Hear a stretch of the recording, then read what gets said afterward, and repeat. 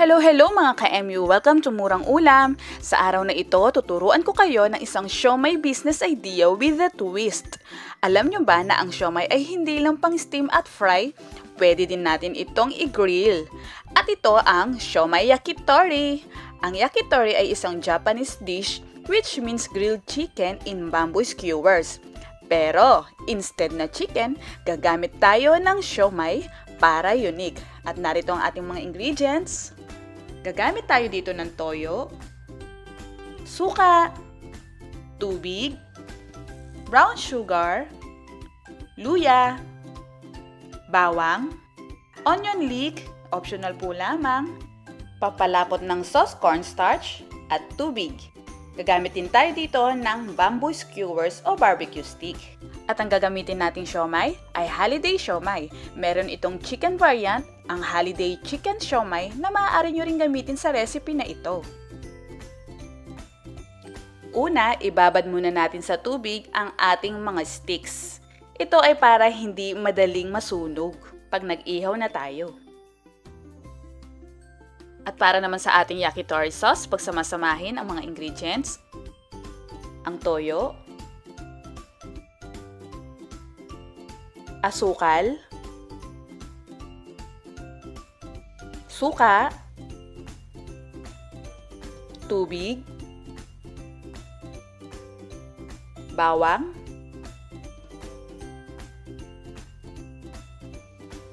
luya, haluing mabuti, at isalang natin ito sa apoy. Hayaan itong kumulo sa loob ng 5 to 7 minutes in medium to high setting. At habang hinihintay natin kumulo, gagawin naman natin ang ating cornstarch slurry. Paghaluin ng cornstarch at tubig, haluing mabuti, at ito ang magsisilbing pampalapot ng ating yakitori sauce. Ihalo na sa ating soy sauce mixture. Haluin lang natin hanggang mag-thicken na ang sauce. Next, magpakulo naman tayo ng tubig sa ating steamer. At habang hinihintay natin kumulo, isalansan na natin ang ating siomai sa ating steamer plate. Alam nyo ba mga ka-MU, isa na sa pinakamurang siomai sa market ay itong Holiday Siomai. 960 grams, 60 pieces ang laman. Murang-mura na to. Kasi nasubukan ko pong tumingin ng siomai sa mga grocery stores. Yung ganito kadaming siomai, mahal na sa ibang brand eh. Kaya mas okay talagang pang negosyo ang Holiday Siomai. Malinamnam at siksik ang laman niya. Hindi mako-compromise ang quality kaya okay na okay siya talagang pang negosyo.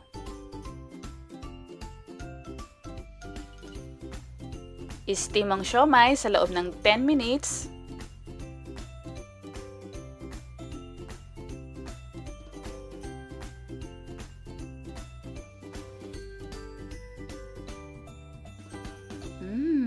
Ang bango. Palamigin natin ang ating siomai. O diba, madali siyang tanggalin at hindi siya nag-iiwan ng makapal na bakas sa steamer. Hiwain ng 1 inch ang onion leeks. Ito ay makikita sa mga nagtitinda ng gulay, pero kung wala kayong makita nito, okay lang. Sa bamboo skewers, maglagay ng 4 na pirasong Holiday Siomai at 3 pieces na onion leeks.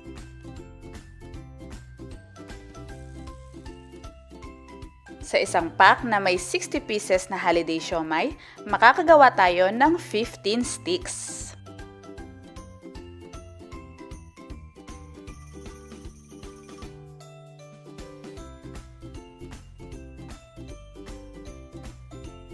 Ngayon, magpabaga tayo ng uling. Pahiran ng oil ang griller. At i-arrange na natin ang mga siomai.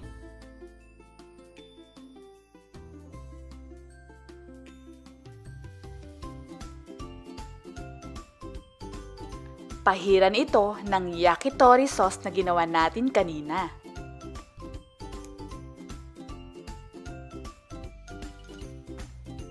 Ihawin natin ito sa loob ng 2 minuto kada side o hanggang sa makitaan na natin ito ng mga grill marks.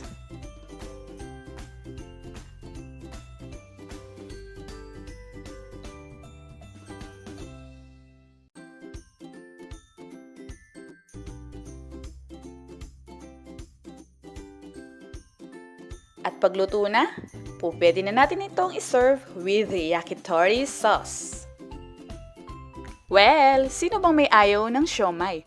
Kaya bata man o matanda, patok na patok ang siomai. Lalo na kung bibigyan ng ganitong kakaibang twist. At para makadagdag sa iyong income, pwede mo itong ibenta online o kaya sa iyong mga kapitbahay sa halagang 25 pesos each. At para naman sa full costing, ilalagay ko ito sa huling part ng aking video at sa description box below. Maaari din itong iserve sa inyong pamilya at napakasarap ulamin. Grabe, masarap talaga. May kakaiba siyang twist. Mararamdaman mo talaga yung aroma at lasa ng pagkakaihaw niya. At buti na lang talaga, Holiday Siomai ang ginamit dito. Kasi mura na, malinamnam, masarap at mas malaki ang tutubuin.